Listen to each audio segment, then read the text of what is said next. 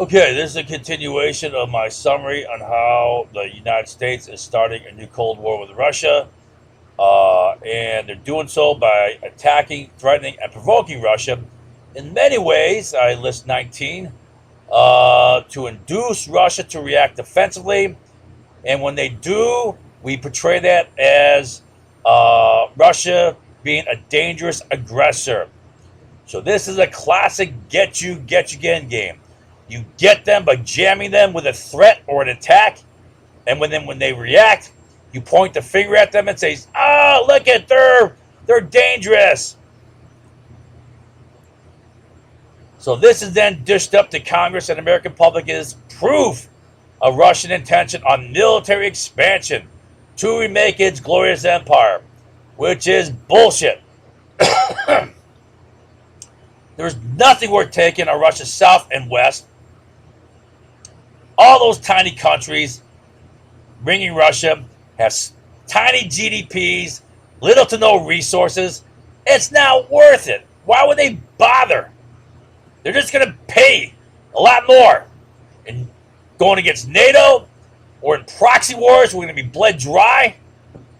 And who's going to support these proxy wars? USA, Europe, Turkey, China, depending upon where they go. The only countries worth taking are in the east, but Russia can't take them. Now, I'm not going to try to explain amphibious operations again. I mean, people aren't going to understand that.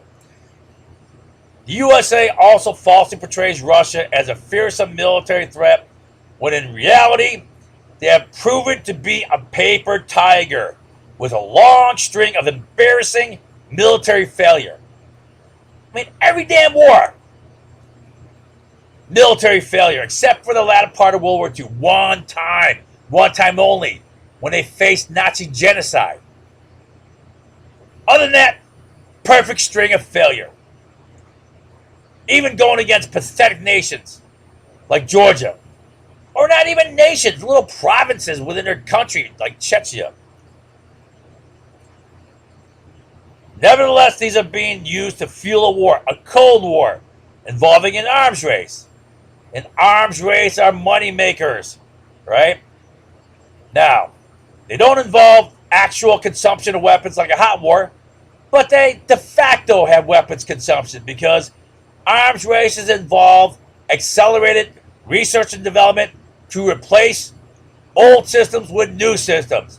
And when you replace the old systems, that is essentially a form of consumption. Now, this will line the pockets of the military-industrial complex / U.S. power elite because they're one and the same, but it will be a diversion of resources from the greater good, in my opinion, which is investment to improve U.S. productivity, to grow the economy, create more opportunity, and to better compete in global markets. I mean, that's really the bottom line. And that's a big part of our security, especially competing with China. 3 times thus far, I've taught this list of 17 attacks on Russia. All right? None of these are mentioned by the politicians or the media. They totally make no mention. All right? Nothing that we do. They only focus on Russia hacking, like our government, our companies. Recently, they hacked the Colonial Pipeline, and they screw with our elections. But we do the same to them. We hack them. We screw with their politics. That's never covered either. Now, I'm not going to review this list of 17 again. All right? I mean, I've taught this 3 times. So I'm only going to provide a summary of a sample. It's going to be void of all details and analysis that I provided before, which makes it watered down. That's one of the hazards of doing this, a summary. It's going to be watered down, but you got to do it because otherwise people are not going to retain anything. They won't retain. So you got to refresh their memory here. But I can't teach it all again. So I'm just going to give a summary. So here's a summary of some of the early attacks on Russian gas sales, right? It starts off way back in 1982. The USA attacked Russian gas sales to Europe by first applying diplomatic pressure on European nations to try to get them to stop their gas for pipeline financing of the construction of the Urengoy pipeline. All right? So this is in the Soviet Union. Here's the Urengoy fields here. The pipeline ran through Russia here, through Ukraine, to Czechoslovakia, then on to Europe. All right? It was being built by the Soviet Union, but being financed by Europeans because the USSR was dead ass broke. All right? So the Europeans are financing it with a promise of gas. They're being paid in future gas sales. All right? Gas for pipe. Pay now, get repaid later in gas. Right? All right. And then the U.S. blew up the whole damn pipe with a malware attack on their control system. And that's stated by Thomas C. Reed in his book At the Abyss, right? Thomas C. Reed at that time was on the National Security Council, all right? The top national security advisors in the White House. He's in the know. He was also Secretary of the Air Force, and he was also Director of National Reconnaissance. Now, he said that the explosion of the Urengoy pipeline was larger than any other explosion seen from outer space other than a nuclear explosion, right? The biggest non-nuclear explosion seen from outer space. And he would know because he's Director of National Reconnaissance, who controls satellite photographic imagery. So he's a perfect witness for that. Keep in mind that hydrocarbon sales represent 25% of Russia's GDP, 1/4 of their GDP. So if you screw with their hydrocarbons, you screw with their economy, right? And we do that. Now, this overdependence on a single sector makes Russia's economy highly vulnerable to anything affecting hydrocarbon sales. So the U.S. has in the past and continues today to use Ukraine to threaten and attack Russian gas sales. So way back in 2008, Ukraine was a threat to Russia because 80% of Russian gas to Europe passed through Ukraine. And Ukraine was diverting and stealing gas on its way to Europe. They were not paying for the gas they purchased. They had big unpaid bills for gas. And they were violating contracts. Right? So all this gas coming through this pipeline, going through Ukraine. Ukraine is diverting, stealing gas, right? Not paying for the gas it buys. Big bills building up, and they're violating their contracts on purchase agreements. Now, I summarize that as Ukraine bad behavior, but it's those four things. Now, given Ukraine's bad behavior, Ukraine membership in NATO posed a significant threat to Russia because it would give NATO military umbrella protection for Ukraine screwing of Russia. NATO's going to protect them. And they're screwing Russia in those four ways. Then in 2008, shortly before the NATO summit began on April 3rd, the U.S. Senate and House of Representatives both passed resolutions calling for MAP, accelerated NATO membership for both Ukraine and Georgia. A double whammy. And this was strongly backed by President Bush. All right, I'm not going to go into all the detailed facts again if you don't remember, right?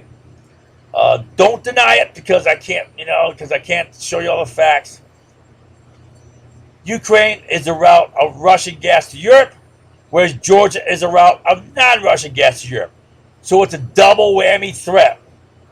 You protect Ukraine screwing Russia, then you protect alternative non-Russian gas to Europe. Now, it was no random accident that Ukraine and Georgia were packaged together. They did that intentionally for NATO membership because that jammed Russia with a double threat. Now, Russia reacted by invading Georgia. All right, I mean, right away, Putin moved. I can't get into the details, but less than 2 weeks later, he started his move to invade Georgia. Right. So he invaded Georgia to secure promise not to join NATO. It was a total defensive move. Now, people are going to say, no, it was offensive. Now, I can't teach you all the facts again. Right? Again, this is a watered-down summary, but it was for the purpose of getting no NATO membership for Georgia and Ukraine, and Russia invaded no territory beyond Abkhazia and South Ossetia. If it were offensive against Georgia, they'd invade all of Georgia. Right? And then also, they didn't take the pipelines. You got pipelines coming from Baku down here to Tbilisi. Oil and gas pipelines go down to Turkey to Siam. You got oil pipelines going to Black Sea. Russia didn't touch them. If it were an offensive war, they would take those. Right? And then also they backed out fast. Only 11 days after they invaded, they backed out. That's not offensive. It was a total defensive move. Don't try to say, oh, that's offensive. Although Russia's defensive reaction was entirely provoked by a threat, it was effectively portrayed as unprovoked, naked Russian aggression, painting Russia as a dangerous threat to its neighbors. And did it work? Hell yeah, it worked. For example, it scared Poland into accepting U.S. anti-ballistic missiles, which then fueled a nuclear arms race, which I explained yesterday. Hopefully someone remembers that. On July 4th of 2008, the Polish government voted to reject installation of U.S. ABMs. So before this invasion, July 4th, about a month before, they said, no, we don't need your missiles. Then Russia invades on August 8th of 2008, right? Creating fear of an aggressive Russian threat. Then less than a week later, August 14th, in light of the Russian aggression, the Polish government did a 180 flip-flop, a 180 reversal, and now accepted U.S. anti-ballistic missiles, which then threw gasoline on a nuclear arms race with Russia, thus jamming Russia with the threat of NATO membership for both Ukraine and Georgia, further jammed Russia with the ABM nuclear threat. Thus, a double threat, Ukraine and Georgia into NATO, was parlayed into a triple threat, the addition of nuclear threat of ABMs in Poland. Now, try to remember the many ways that the whole basis of the ABM systems was bullshit. The bogus, ridiculous Iranian threat. Right? Now, I can't go into the details there again if you don't remember the many ways that this is a joke. But try to remember that. Then this very year, 2021, at the March 23rd, 24th NATO summit, this very same threat once again reared its ugly head with a big push for NATO membership for both Ukraine and Georgia. Same threat being pushed. And on day one of the summit, U.S. Secretary of State Blinken made a big push for sanctions on Russia's Nord Stream 2 pipeline, stating that it undermined the interests of Ukraine and Poland. Well, what interest is that? Well, Ukraine and Poland can't get money for Russia gas going through its territory, right? Transit fees. They're going to miss out, right? But Russia has been building pipelines to bypass Ukraine's bad behavior, right? Remember I said most of the Russian gas goes to Ukraine? but Ukraine's screwing Russia in multiple ways, stealing gas, not paying for gas, big bills, violating contracts. So Russia's been trying to bypass Ukraine.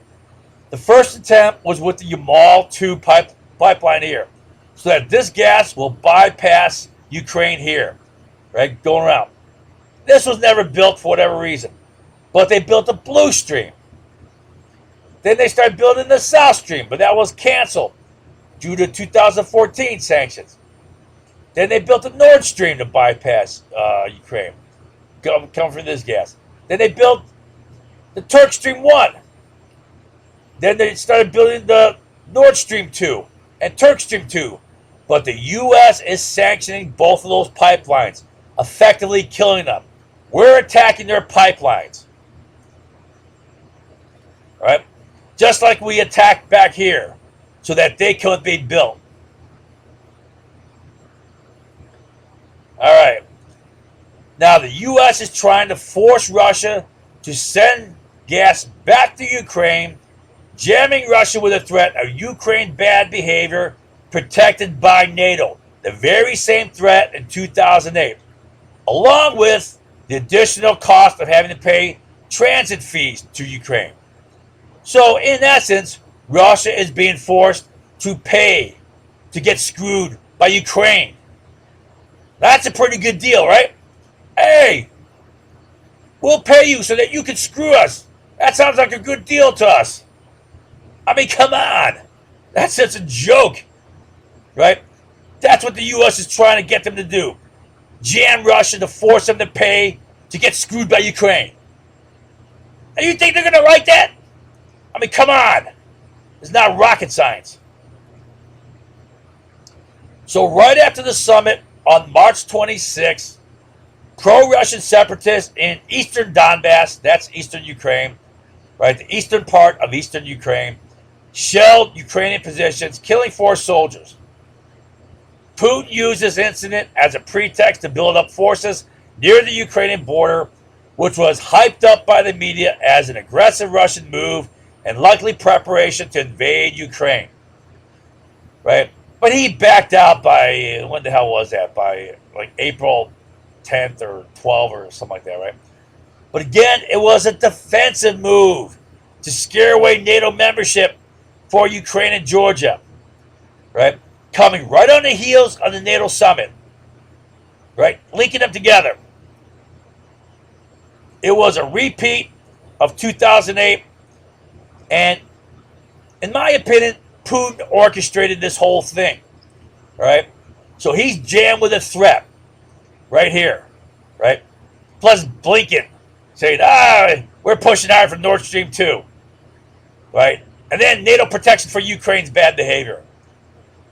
So Putin, no doubt, he's the one who got these pro-Russian separatists to break the ceasefire and start shelling Ukrainians. So now he's got an incident that he can use to justify his buildup. Right? That's classic moves. That's old school. That's what's done all the time in warfare. Right? You manufacture an incident. And then he used that to scare away NATO membership for Ukraine and Georgia. But who does he got to scare? Does he got to scare Ukraine and Georgia? Well, yeah, maybe. But it can actually have the opposite effect. That can backfire. That can make them run to NATO, right? He only needs to scare away one of the 30 NATO members who are currently members now. Because in order to extend membership to another nation, it has to have the approval of all 30 NATO members unanimously. So all you got to do is scare off one. So that anybody, that's why he did that.